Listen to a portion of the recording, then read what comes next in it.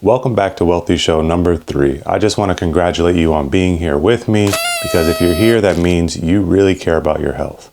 Are you tired of not living fully? Are you wondering what you can do next year in 2023 to live your healthiest year yet?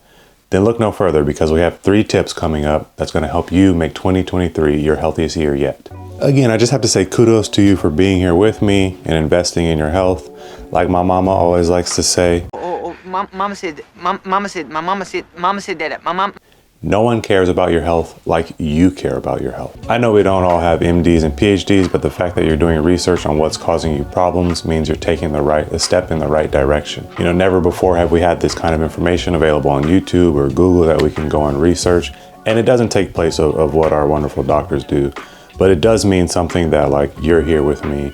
And I can remember countless nights of staying up awake late because I was in pain, suffering from my ulcerative colitis, and being on YouTube, being on Reddit, going deep dive, diving deep into those dumpsters, figuring out what I can do to help, because, the doctors don't always have the answers, and they are often, the system is not kind to them in terms of loading them up with patients and filling them up to capacity. So it only makes sense that we take control of our own health. And that's exactly why I'm bringing you these 3 tips, plus a bonus tip on how we're gonna make 2023 our healthiest year yet. And if you're here watching the full show with me, I'm gonna do like these kind of intros for each segment that we go through. It helps me with when I clip it up. So thank you for staying patient with me through the intros. I know they seem weird if you're watching this all at once, because you're like, why does he keep having to do this each section? But it's for the clip, so we're working through it. We're figuring out what works and what doesn't. So thank you for just being patient with me. They're gonna sound corny, but hopefully you like them. We're gonna begin our 3 tips with diet, sleep, exercise. These are my 3 keys that I believe, this is my thesis for health about what's going to create the healthiest version of ourselves. When we can nail these 3 things, diet, sleep, exercise, then in general, our health will do better.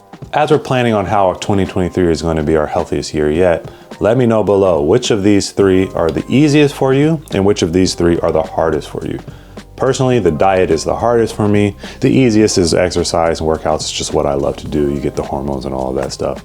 And I can always do better at sleeping. I create my own schedule, so sleep is not that hard for me to obtain. Even if I don't get the right amount of rest in a certain night, I can plan for a nap or whatever it may be. Go to sleep super early the next night. And I also like to think that they're in that order of importance. You can switch 1 and 2, diet and sleep. I think they're very, parallel. You can put sleep 1, diet 2, because when we sleep better, we eat better. When we eat better, we sleep better. But in general, they're in that order of importance as well. So I navigated here on my 3 steps to lose fat, funny enough, because the same keys that will help you lose fat are the keys that you're gonna need to create your healthiest 2023 you. And we're gonna start off with nutrition. That's practicing healthy eating habits. I say practicing because it is a practice. We don't get discouraged when we don't always do our best in practice. So whether that's cheating on your diet plan or whatever, I don't like to use diet plan either, but whether that's not following through with what you said you were gonna do as far as nutrition is concerned, since it's practice, you get to wake up the next day and do better. So for nutrition, the basics are kind of eating a whole food diet, eating a probiotic rich diet, because we know how important the microbiome is. It's it is the second brain. Feeding probiotics with prebiotics, more good bacteria than bad bacteria. And in a society that's full of overconsumption, we want to practice our not consuming too much. So less calories coming in than you have going out. I like to say keep it super simple and eat for energy. Whatever gives you energy, you should keep eating. And some tips you want to avoid. These are tips for, again, this is a fat loss article, so tips of avoiding white carbs, gluten, sugar, dairy, processed foods, alcohol are the same tips that we're going to use to create our healthiest version of ourselves in 2023. Some foods you want to enjoy, some good protein sources are going to be eggs, tofu, chicken, fish, beef. Some vegetables, we're going to talk about some probiotics. This should say probiotics, not prebiotics, but sauerkraut, kimchi, pickles, and then veggies that are prebiotics, which are going to help feed the probiotics. We're going to stick with stuff like broccoli, cauliflower, spinach, asparagus, peas. Healthy fats, you want to make sure that you have a good amount of unsaturated fats versus saturated fats. That's going to be like a good omega-3, a good olive oil, avocados, flax seeds, and chia seeds. We're going to stick with some complex carbs that are going to help feed the good bacteria, the probiotics as well, including bananas, yams, apples. So that's kind of the diet. I mean, you can go on here and read it. Everyone has their own opinions about what you should and shouldn't be eating. And it's very individual based. And I think I did something recently on the book called Healing with Whole Food. I think that's a great place to start. It's a great place to figure out how to create a tailored diet for yourself. And tip number 2 for creating the best 2023 version of you is to get the right amount of sleep and to get quality sleep. We know how important sleep is for clearing out the garbage in our brain, repairing our body, storing information. It's just, again, there's a reason that it's, I'll call diet number 1 and I'll call sleep number 1 on this 3-tip list. I know that that's 2, but like it's just as important as diet, if not more. So you have here on this cool article 2 is like, we're gonna get into 12 tips for healthy sleeping, but first we're gonna start off with the less you sleep, the more you eat, because of these hormones called leptin and ghrelin. Leptin is the signal for I'm full. Ghrelin, the Grinch, way to remember it, is a signal for feed me. When you get less sleep, you have more ghrelin in your system. And also you're driven to quicker sources of energy, which is gonna include sugar, is gonna include simple carbohydrates, right? I'm not saying that sugar and simple carbohydrates are always bad. There's a place for them for sure, like there's a place for everything else.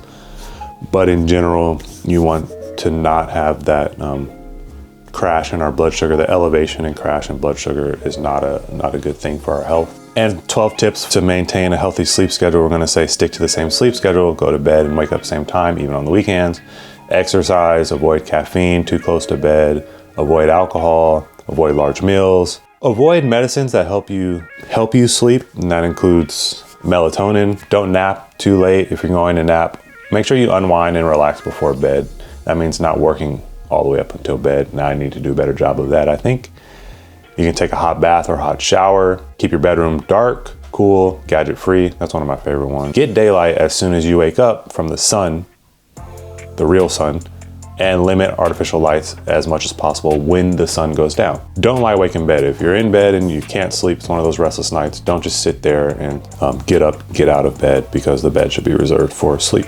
And tip number 3, of course, is exercise. There are no exercise avoidance hacks. You just gotta do it. Like anything, to see the benefits in our health from exercise, it takes consistency. You're not gonna be able to get ready for your trip to Cancun in a month. It's gonna take 4, 5, 6 months.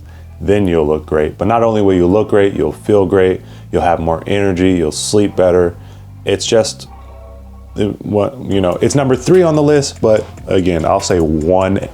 And I'm gonna add a bonus tip. The bonus tip is to do something that you love, is to do something that's for you, that refills your own cup. So number 4 on the list is doing things that you love, that recharge you, that re-energize you. We're gonna move on to trivia now. So this is a new segment that's just fun, interesting idea I had. Let's see how it goes. The trivia question is, how many bacteria are in or on the human body? So take a second, pause the video, comment below, let me know what you think, because you should have options here. It's gonna be like a multiple choice, or options here. I'm not sure where I'm going to put it.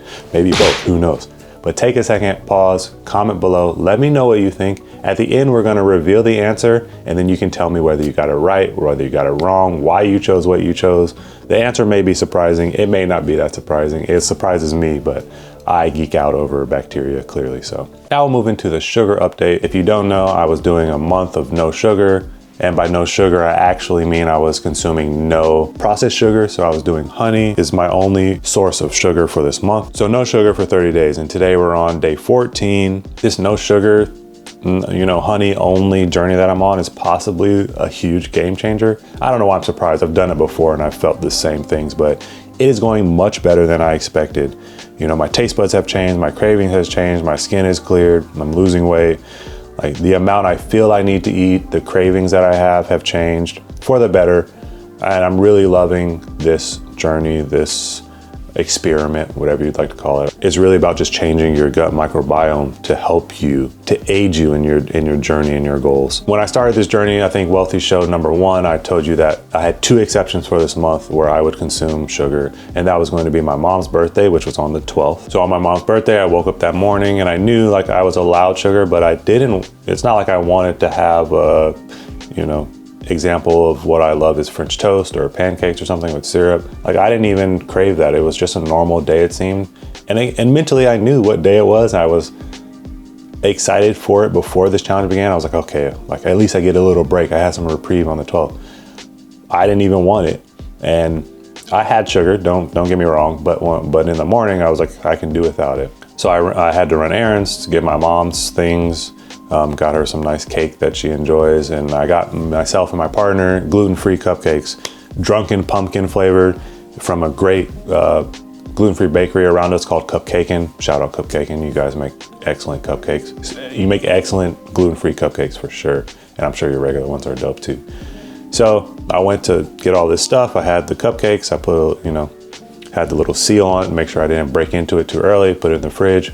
Went about our day. I didn't, again, no cravings. I knew the cupcakes where they were, whatever. I wasn't driven towards them. I forgot about them. I went about our day. We had a great dinner, and dessert time came, and I had a cupcake, a regular cupcake, and it was delicious. It was great. And that was it. And we finished dinner around 8. And I knew I'm also practicing time restrictive eating. Again, I have like a little short about it. I'll put it up here or something. I'm practicing time restrictive eating, and we finished at 8 p.m. And so I knew that my window to feed was closing around 9.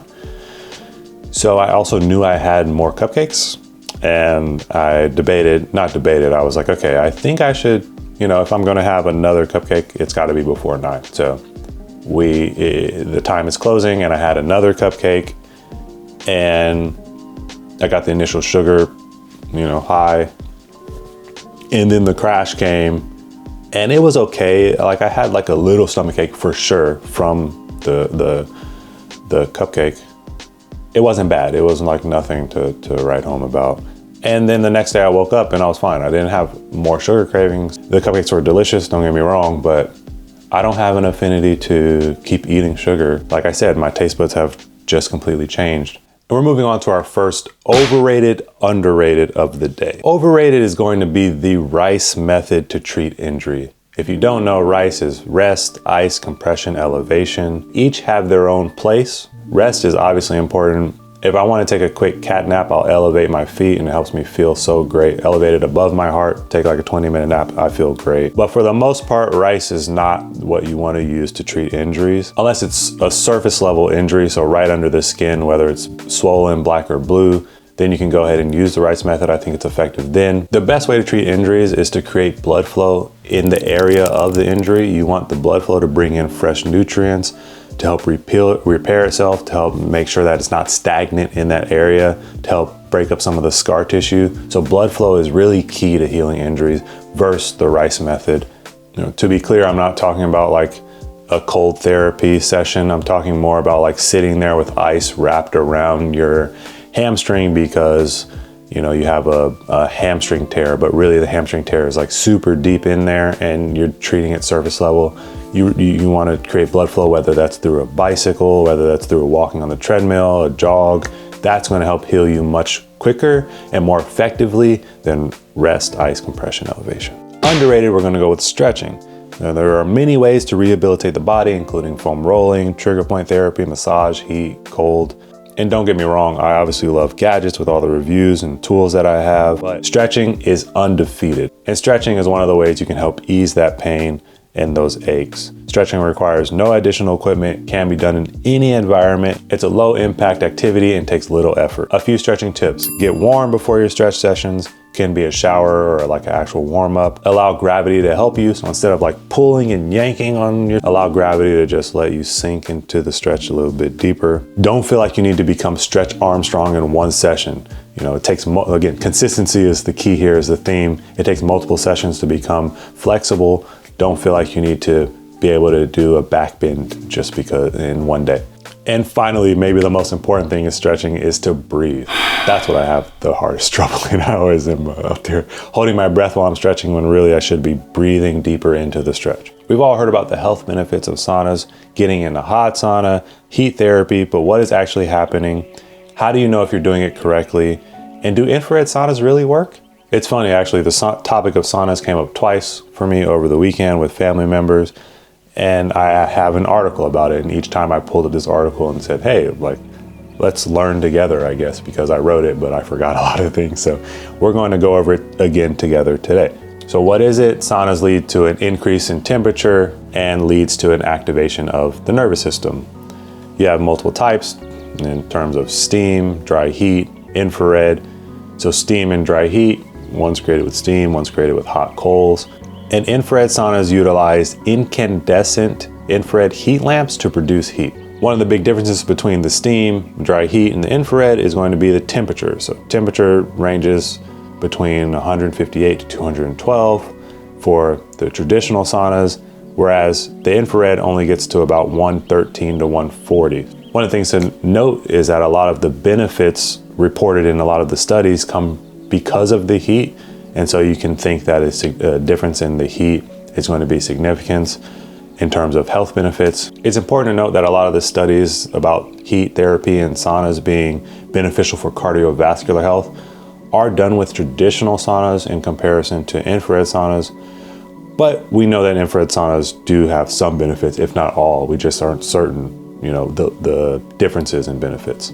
So the heat from saunas lead to heat shock proteins, which are good for your health, and also leads to an increase in heart rate and blood circulation. So it mimics a light workout, such as a light walking or jogging.